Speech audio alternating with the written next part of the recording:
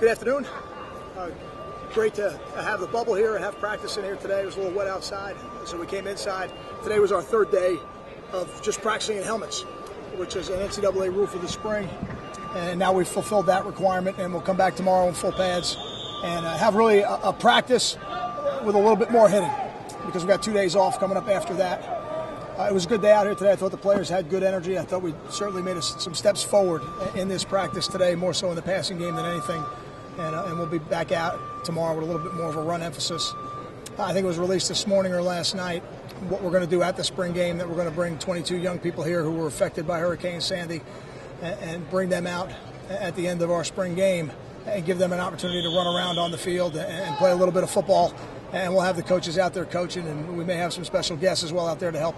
But that's an event that I'm really looking forward to seeing, and hopefully another way that we can show our appreciation for those children that are down there that are growing up Rutgers.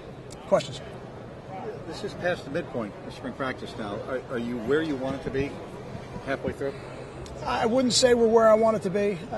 Unfortunately, there have been some guys who haven't been able to do as much as I was hoping they'd be able to do. A guy like Al Page, I thought was starting to make some progress. And then he got injured. Now he's going to be out for a little bit. He'll be back for the summer program, so that's exciting, because he was really making some progress for us and building some depth on the D-line.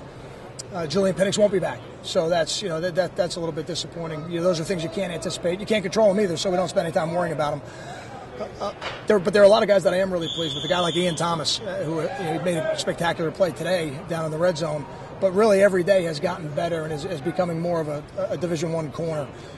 The depth I see at quarterback is, last year, during the season, we felt like we had two quarterbacks who could win football games for us. This year, it looks like we may have more. To see those younger quarterbacks, Mike Bamonte, Chris Slaviano, Blake Rankin, all three of those guys really coming on in spring practice. I just wish we had a few more reps for them, but I'm pleased with what I've seen from them so far. So it's probably a half and half answer. In some areas I am, and I'm pleased. You look at the progress of a guy like Kevin Snyder moving into that full-time starter's role at linebacker. He's really had a good spring. So there certainly are a lot of positives, and then some areas that we're going to have to deal with situations. How game-like will tomorrow's scrimmage be? It'll be less game-like than last week. Tomorrow, because of the structure of the clinic and the way we'll do it, you're only allowed to scrimmage 3 times. Last week was our first. The 20th will be our second, and then the spring game is our third. So even if we wanted to, by rule, you can't. It'll be structured a lot more like a practice with a little bit of play in there as well. Are you going to hold anybody out tomorrow? We won't hold anybody out that is able to go. That's something we're going to have to review with Dave McCune and his staff and see where we're at. But we certainly aren't going to hold anybody out who's physically ready to play. Is there some guys concerned, so guys like Paul James? PJ James hasn't practiced, so he didn't practice today. So I wouldn't put him in a scrimmage tomorrow. I wouldn't do that. I don't want somebody's first day back to be in a scrimmage. But a guy like Kenny Kirksey, who was out for a little bit and has progressed through the week, there's a chance we'll see him a little bit tomorrow. Those will be the decisions we got to make. But anybody who hasn't practiced this week, you won't see them in the scrimmage. Jamal Morrell, okay.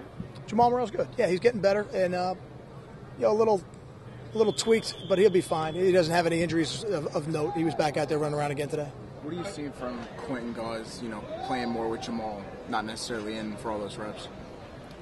What would I see with Quentin Gause playing Sam linebacker? Yeah. You're saying? Well, with Jamal being out a little bit, or maybe not taking the number of reps that he has in the past, it's given Quentin a chance to really get in there and show us what he can do.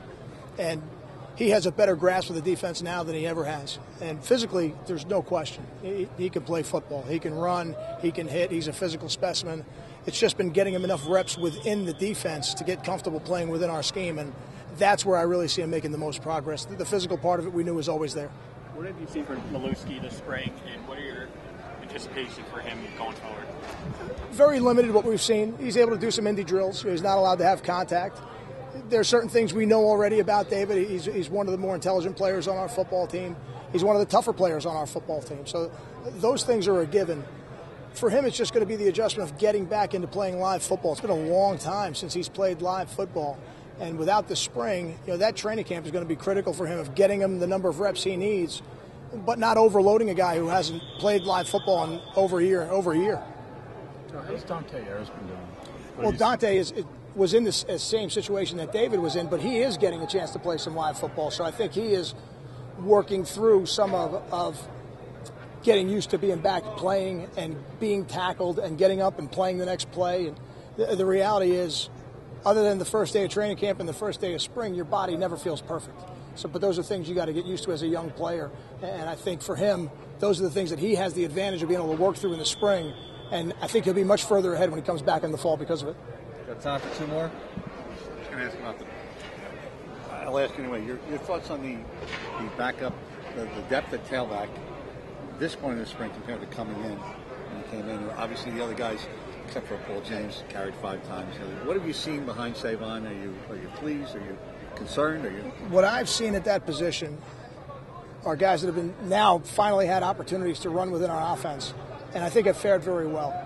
Desmond Peoples has shown us some things that I don't know if we knew we had before spring. He's very, very difficult to tackle and get on the ground.